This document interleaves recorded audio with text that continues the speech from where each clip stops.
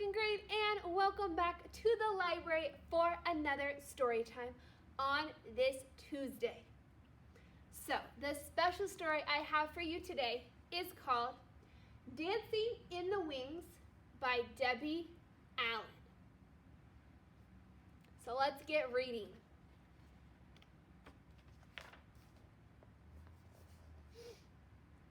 Ever since I was born, I could see. Everywhere I looked, I saw dance.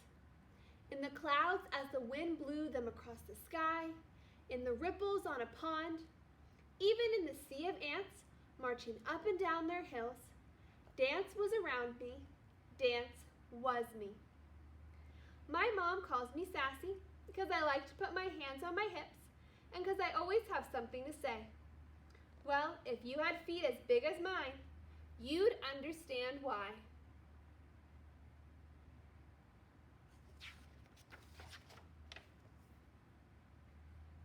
You should join the swimming team since you got those long legs and don't need any fins, my older brother Huey teased. I shot right back. At least I don't have that big forehead looking like a street lamp. Mama said, "Stop all that bad talk. You act so ugly sometimes. Huey, your big head is a sign of intelligence. And Sassy, your big feet will make your legs look longer and prettier in your ballet shoes." My legs were longer, all right. So long that when I went to Tondu, point my toe at the bar, I tripped Miss Catherine, our teacher, who was coming down the line looking the other way. Splat! She landed under the piano, her legs up in the air. Ooh, it was so funny. Even she had to laugh. "Sassy," she called out, "I'm going to tie orange bows on those big feet." "Sorry, Miss Catherine," I answered, "but if you don't wear your glasses, you still won't see them." One thing's for sure, because of my long legs and big feet, I could jump higher and spin faster than everyone else.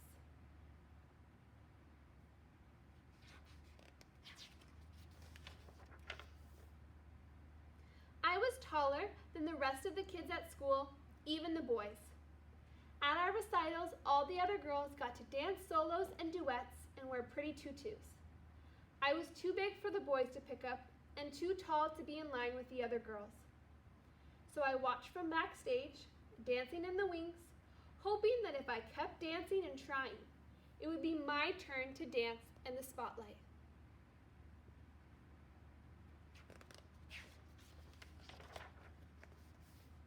One day at the end of ballet class, Miss Catherine announced, "Mr. Debato from the Russian school is coming next week to look for talented young people for the Summer Dance Festival in Washington, D.C. The whole room turned into a whirlpool of excitement as the sign-up sheet was posted. Everyone wanted to try, especially me. But as I wrote my name down, I heard two girls, Molly and Mona, giggle. Mona said, "Oh, please, she'll never make it. They said Talad, not a Tyrannosaurus." My heart seemed to stand still. For once I had nothing to say. I couldn't hide the tears I felt welling up in my eyes, so I just grabbed my dance bag and ran to the parking lot.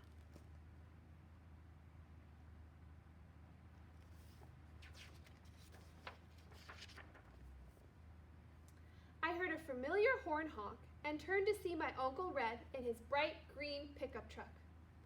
Uncle Red had the whitest, tight, curly hair, smelled of cigars, and every day wore something red. A tie, a hat, a shirt, socks, maybe even his shoestrings, just something red. Why of all days did Mama have to send him to pick me up? Why today? I was not in the mood for his jokes or stories, but I quickly turned to dry my eyes and smile. "I got a good one for you today, Sassy. What did the banana say to the monkey?" "Split." Ha, get it? Split, banana split? I started to cry.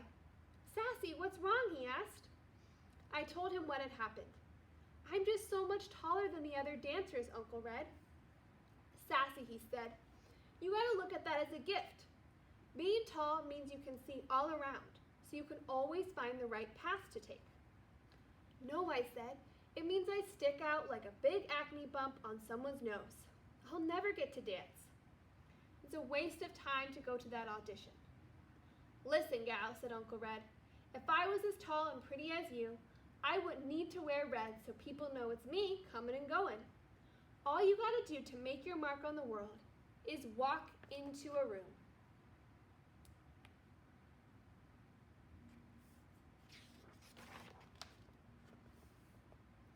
By the time I got home, Uncle Red had cheered me up, had me laughing and feeling better. As I got out of his truck, he waved goodbye, calling out, "Make your mark, gal." Huey and his football friends stopped playing. Huey yelled out, "Hey, Sassy, why don't you come and play with us? We need a goalpost." His little mean, ugly friends laughed. Boy, did that make me mad. "Sure, if we can use your head for the ball," I shouted back. His friends screamed with laughter. Huey got so mad, he turned red, looking like a tomato with that big head. Ha! We were just about to go at each other when Mama called us inside.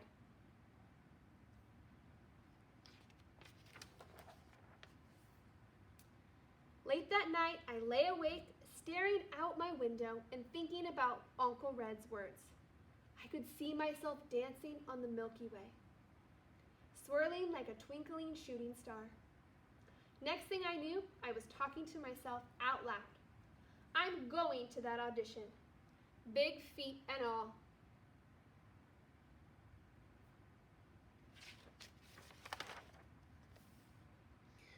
On the day of the tryout, kids came from all over the city. It was so crowded. Everyone was expected to wear black, but like Uncle Red, I picked my own color, bright yellow. And instead of standing in the back, I squeezed between Molly and Mona, right in the front row. I ignored their snickering. Miss Catherine came in and introduced Mr. Debato. Everyone applauded. Boy, was he short. Couldn't have been more than 4 feet 9 inches tall. He started walking down the rows, pacing back and forth, just looking at us. Then he stopped right in front of me and said, "Young lady, why are you wearing that loud yellow leotard? I'll need to put on sunglasses to see anybody else. Please go to the back row."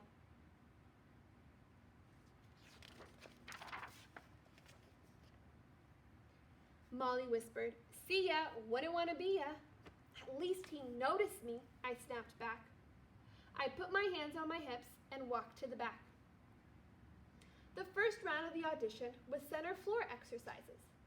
Mr. Debato walked around, prodding and poking, making corrections.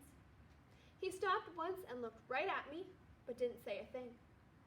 I held my breath as he dismissed almost half the kids after the first round. But not me.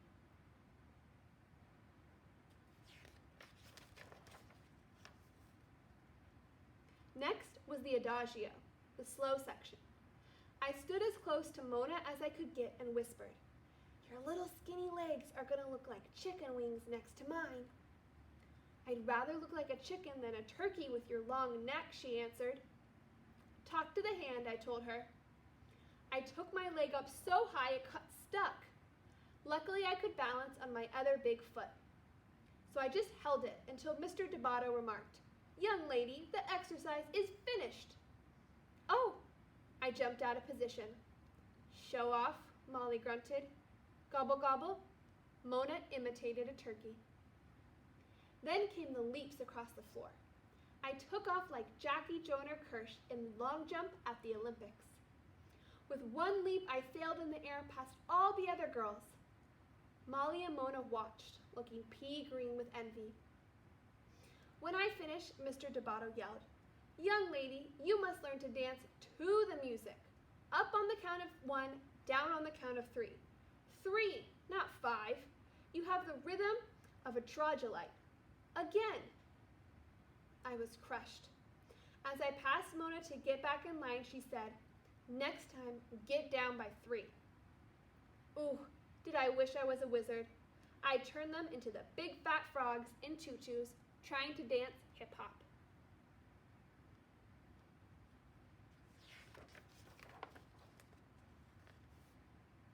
By the end of the day, there were only 7 of us left.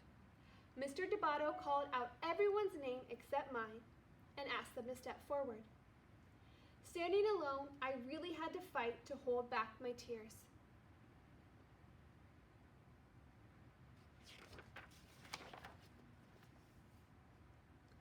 Then I heard him say, "Thank you all for coming. Keep working, keep trying.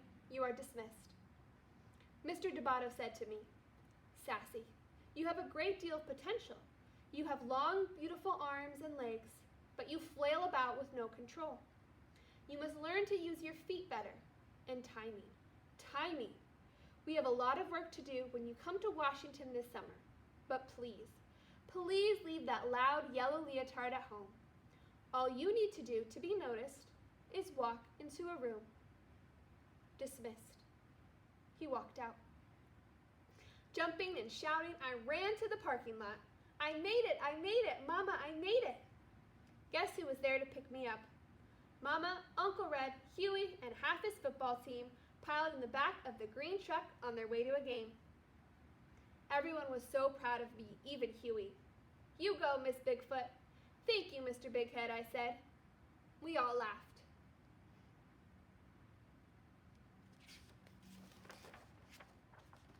One month later, Mama and I boarded the plane for Washington, D.C. She held my hand as my heart pounded when we landed. At the school, there were young dancers from Russia, Mexico, France, China, Cuba, Brazil, New York, Texas, and long-legged me from Inglewood, California. In class the first day, Mr. Debato introduced me to his 12-year-old prodigy, a boy named Dwight, who was 5 feet 10 inches tall. "Dwight, I think I have found you a partner. Meet Sassy."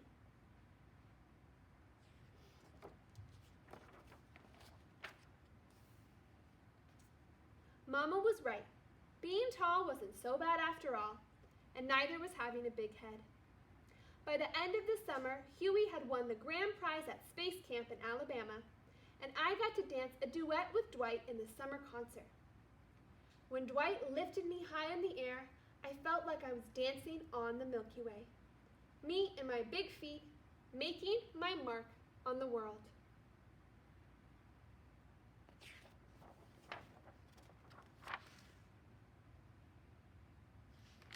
The end.